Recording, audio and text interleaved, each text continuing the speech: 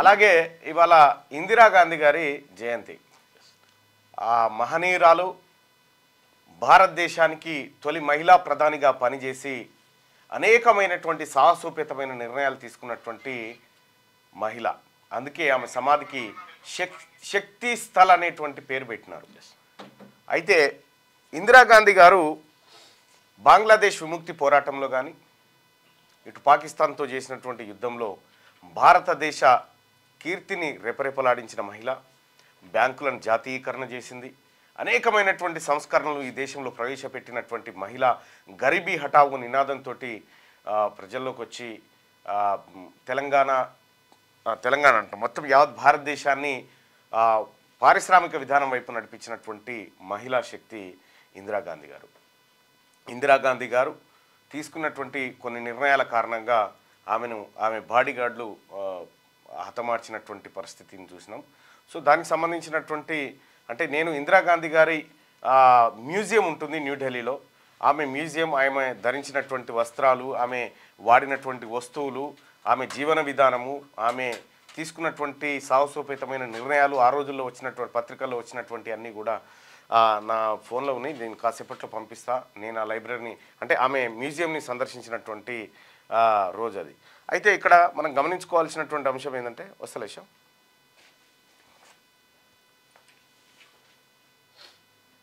Prepare అవుతుంది. ఇక్కడ ఇందిరాగాంధీ గారు ఒకానొక స్థాయిలో ఈ భారతదేశానికి అంత అపరశక్తి ఇంకా ఉండదనేటువంటి స్థాయిలో ఆమె పరిపాలన ఉండేది. నిర్ణయాల విషయంలో కానీ ఎక్కడ కూడా రాజీపడలే. ఇందిరాగాంధీ గారు ఆమె ఎమర్జెన్సీ రోజుల్లో ఎమర్జెన్సీ ఎందుకు విధించాల్సి వచ్చింది, ఏం కథ, ఏం జరుగుతూ ఉంది అనేటువంటిది డీటెయిల్గా ఈ బీజేపీ వాళ్ళు చేసేటువంటి ప్రచారం ఏదైతే ఉందో అది శుద్ధ తప్పు. ఆమె తీసుకున్నటువంటి నిర్ణయాలు ఆ రోజుల్లో ఈ దేశానికి అవసరం వచ్చేటువంటి నిర్ణయాలు తను తీసుకోవడం జరిగింది. సరే, ఏదేమైనప్పటికీ కూడా ఇందిరాగాంధీ గారిని ఎమర్జెన్సీ కూపం నుంచి, ఎమర్జెన్సీ కేసుల నుంచి బయటికి తీసుకొచ్చినటువంటి బిడ్డ పుంజాల శివశంకర్ గారు. ఇందిరాగాంధీకి అత్యంత సన్నిహితుడు. ఇందిరాగాంధీ గారు ఏది చాలా విశ్వసించేటువంటి పుంజాల శివశంకర్ గారు ఈ హైదరాబాద్ రంగారెడ్డి జిల్లాలో ఉన్నటువంటి మామిడిపల్లిలో పుట్టిన ఒక బీసీ బిడ్డ. ఆయనను కేంద్ర న్యాయశాఖ మంత్రిగా చేసింది ఇందిరాగాంధీ గారు. అయితే ఒకానొక స్థాయిలో ఆయన న్యాయవాదిగా పనిచేసినటువంటి సందర్భంలో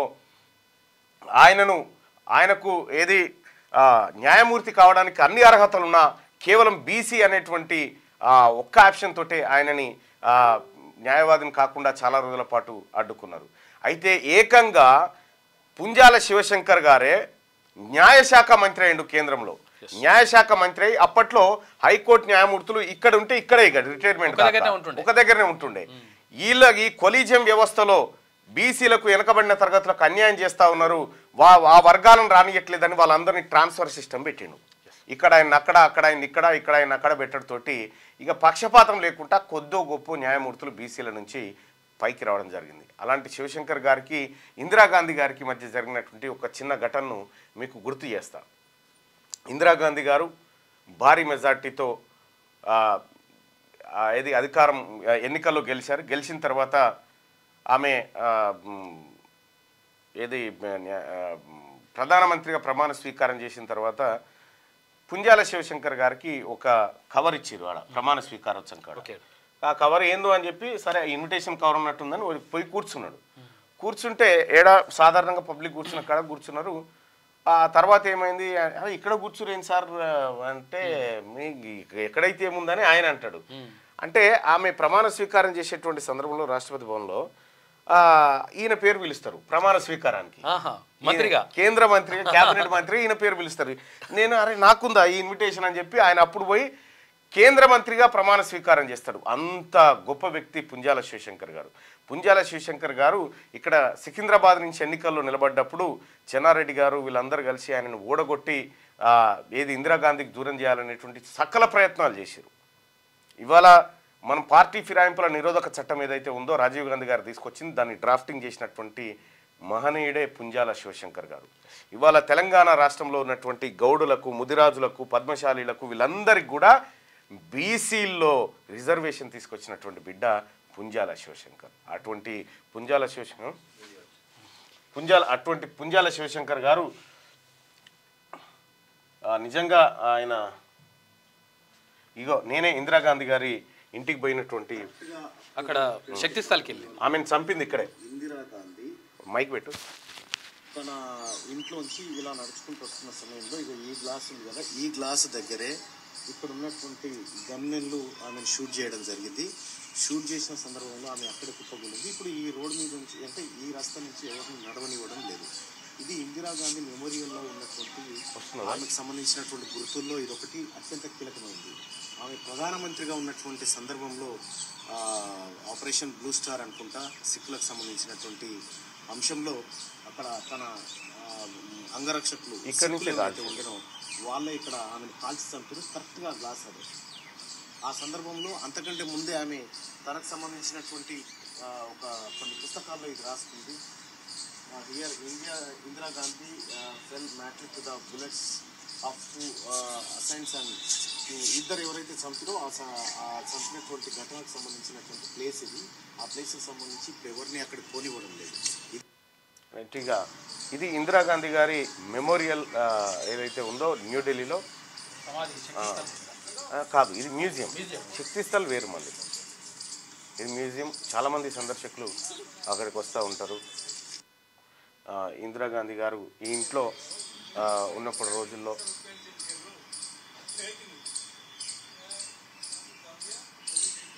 ఇంకా లేవు నా దగ్గర ఉంది, కానీ అది గంటల కొద్ది ఉంది వీడియో, అది రైట్. ఇందిరాగాంధీ గారి ఇంట్లో ఆమె గురించి తెలుసుకోవడానికి నేను పోయిన సందర్భంలో అనేకమైనటువంటి చారిత్రాత్మక విషయాలు తెలుసుకోవడం జరిగింది ఇందిరాగాంధీ గారికి సంబంధించినటువంటి. సో ఇందిరాగాంధీ గారు కనుక ఇంకొద్ది రోజుల పాటు ఆమె ఉండినంటే ఈ దేశం ప్రగతి మరో రూపంలో ఉండేది. సో అప్పట్లో ఆమె పైన జరిగినటువంటి హత్యా ప్రయత్నం ఏదైతే ఉందో అది భారతదేశాన్ని నిజంగా కృంగదీసిందని చెప్పాలి.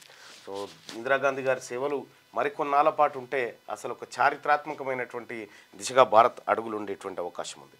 సరే, ఏదేమైనప్పటికీ ఇందిరాగాంధీ గారి గురించి మనం ఎంత చెప్పుకున్నా, ఎన్ని రోజుల పాటు చెప్పుకున్నా చాలా తక్కువే. ఇప్పుడు ఊరూరా ఏది ఇందిరమ్మ ఇల్లు ఉన్నాయంటే ఇందిరమ్మ చలవని యాక్చువల్ గా ఇప్పుడు ఇందిరమ్మ ఇల్లు కేసీఆర్ అంటుండే డబుల్ బెడ్రూమ్ అంటే డబుల్ బెడ్రూమ్ మన ఊర్లలో ఇందిరమ్మ ఆనవాళ్ళు ఉన్నాయి, ఇందిరమ్మ ఇల్లు ఉన్నాయి. ఏ ఊరికి పోయినా ఇందిరమ్మ ఇల్లు ఇవాళ మనం ప్రతి గ్రామంలో చూడవచ్చు. పేదల కోసం ఆమె భూములు పంచింది. పివి నరసింహారావు గారు సంస్కరణలు తీసుకొస్తే ఏది ఈ ఆర్థిక విధానం తీసుకొచ్చింది అది. దాంతో పాటు ఇక్కడ పివి నరసింహారావు గారు ముఖ్యమంత్రిగా ఉన్నప్పుడు, ఆంధ్రప్రదేశ్ ముఖ్యమంత్రిగా ఉన్నప్పుడు ల్యాండ్ సీలింగ్ యాక్ట్ తీసుకొచ్చారు. ఇంతకంటే ఎక్కువ అనుకుంటారు, మిగతా భూమి అంతా పంచేయాలనేటువంటి తీసుకొస్తే ఆ మిగిలిన భూములను ఇందిరాగాంధీ గారు పేదలకు పంచారు.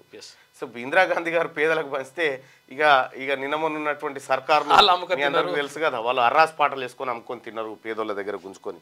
సరే, ఏదేమైనప్పటికీ ఇందిరాగాంధీ గుర్తు లేకుండా అసలు ఈ దేశంలో అభివృద్ధి అనేటువంటి టాపికే ఉండదు. సో అటువంటి ఇందిరాగాంధీ గారు ఇవాళ జన్మించడం, ఆమె చిన్నప్పుడు గాంధీతో సన్నిహిత్యంగా ఉండడం, స్వాతంత్ర పోరాటంలో పాల్గొనడం, అనేకమైనటువంటి కార్యక్రమాల్లో ఆమె జీవితం త్యాగమైంది. సో కాబట్టి ఇందిరాగాంధీ గారి మ్యూజియం మెమోరియల్ ఉంటుంది ఢిల్లీలో. వీలైతే ఒక్కసారి సందర్శించండి. ఆమె చేసినటువంటి పని, ఆమెకు భారతరత్న ఇచ్చినటువంటిది, భారతరత్న. ఆ తర్వాత ఆమెను కాల్చి చంపినప్పుడు ఆమె ధరించినటువంటి చీర ఏదైతే ఉంటుందో ఆ చీరకు ఆ బుల్లెట్ గాయాలు ఎట్లా ఉన్నాయి అదంతా ఎర్రర్ అని పడిందబ్బా.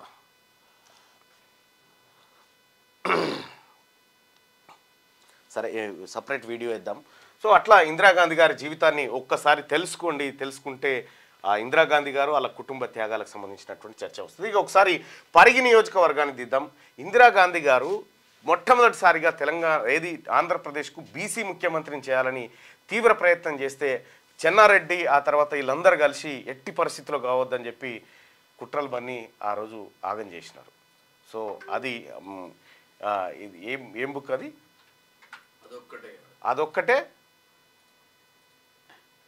అదొక్కటే అని చెప్పి బుక్ ఉంటుంది కదా. కాదు, అదొక్కటే మార్గం అని ఒకటి అది ఆయన పుంజాల శివశంకర్ గారు రాసినటువంటి పుస్తకంలో ఆయనకు జరిగినటువంటి అవమానాలు బీసీలను ఎట్లా అనగదొక్కుతారు వీళ్ళు అనేది క్లియర్గా రాసుకొచ్చిండు. దాంట్లో ఆయన ముఖ్యమంత్రి కావాల్సి ఉంటే వీళ్ళందరూ ఎట్లా కుట్ర చేసిరు, ఆయన వరంగల్ మీటింగ్ పెడితే ఏ రకమైనటువంటి కార్యక్రమాలు చేసిరు, ఇవన్నీ ఉన్నాయి అందులో. వాటన్నిటిని కూడా ఇవాళ తెలుసుకున్నాం, జరిగిన మోసాలను పసిగట్టినాం. సో తద్వారా మేము ముందుకు పోతా ఉన్నాం. ఈ నెల 24 తారీఖున చలో నల్గొండ బీసీ గర్జన, చలో నల్గొండ బీసీ గర్జన బీసీల ఆత్మగౌరవ సభ నల్గొండలోని ఎన్జీ కళాశాలలో నిర్వహించబోతా ఉన్నాం. ఈ నెల 24 తారీఖు అంటే వచ్చే ఆదివారం రోజు మిర్యాలగూడ సభను ఏదైతే భారీ స్థాయిలో విజయవంతం చేసినటువంటి బీసీలు ఉన్నారో మరొక సభను నల్లగొండ నడిబొడ్డున ఎన్జీ కాలేజ్ కళాశాల మైదానం వేదికగా అత్యంత బ్రహ్మాండంగా నిర్వహించబోతా ఉంది. రాని వాళ్ళు కూడా ఇంకా రండి, రాని వాళ్ళు ఎవరైనా మిగిలిపోయి ఉంటే కూడా రండి, వేలాదిగా తరలి వెళ్దాం, బీసీల ఆత్మగౌరవాన్ని చాటుదాం, జరిగిన మోసాలను పసిగడదాం. అదొక్కటే ముగింపు. సారీ, క్యూ న్యూస్ ఛానల్లో పనిచేయటకు అనుభవం గల సీనియర్ వీడియో ఎడిటర్స్ కావాలను సంప్రదించవలసిన నెంబర్ 8688926084. qnews@gmail.com ను సంప్రదించండి. లైక్ చేయండి,